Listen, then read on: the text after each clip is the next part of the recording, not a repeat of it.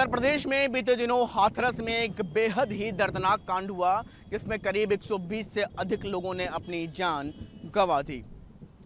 एक कार्यक्रम के दौरान, सत्संग कार्यक्रम के दौरान करीब 120 लोगों की मौत हो गई। इसके बाद इस पूरे मामले में एसआईटी गठित की गई। एसआईटी ने कल देर शाम अपनी रिपोर्ट सौंपी है और उसके ठीक बाद उत्तर प्रदेश की योगी सरकार एक्शन में नजर भी आ रही है।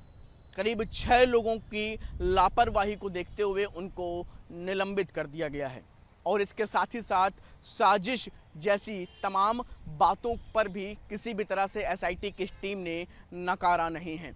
इसके साथ ही साथ तमाम जो तथ्य सामने आ रहे हैं कि इस पूरी घटना के दौरान तमाम तरह की लापरवाहियां जिन लोगों की तरफ से की गई थी उनके ऊपर एक कार्रवाई की गई है, जिसमें इन 6 लोगों को निलंबित किया गया है।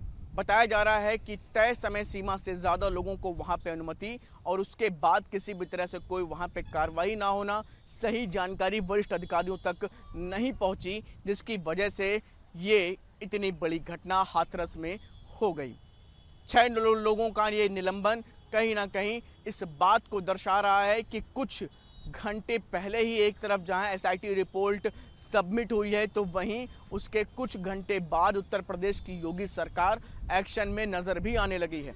ऐसे में इसके साथ ही साथ साजिश और आखिर कहां पर किन लोगों की लापरवाही की वजह से ये इतनी बड़ी घटना हुई, इन तमाम तथ्यों पर भी एसआईटी फिलहाल अभी आगे अपनी जांच करेगी। एसआईटी की तरफ से ये भी कहा गया है कि इस पूरे मामले में गहन जांच की ज़रूरत है और ऐसे में फिलहाल इन 6 लोगों का निलंबन कर दिया गया है।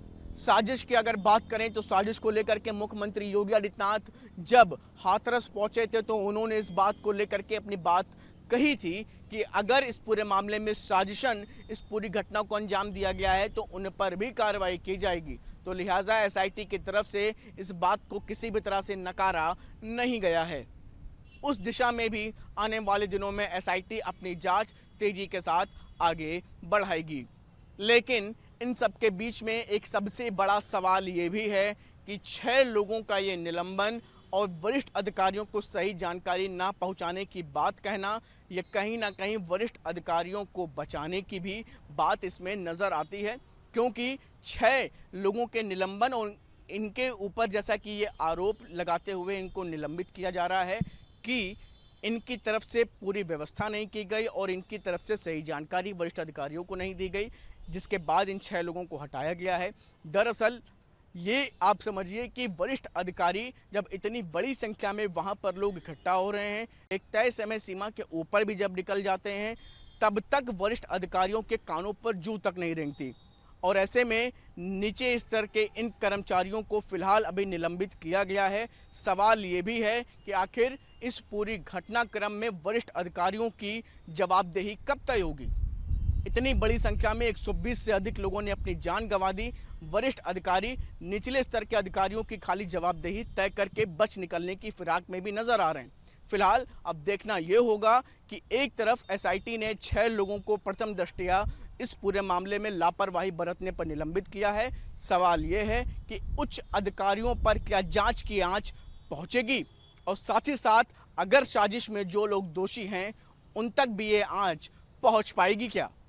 इसके साथ ही साथ प्रमुख तौर पर जिस बाबा के कहने पर लोग वहां पहुंचे, जिस बाबा के कहने पर लोग चरण की रज लेने के लिए वहां पहुंचे, आखिर उस तक एसआईटी की टीम या तमाम जो शासन प्रशासन का तंत्र है उन तक कब पहुंचेगा। वीडियो जर्नलिस्ट आमिर के साथ शुभम पांडे, न्यूज़ नेशन, लखनऊ।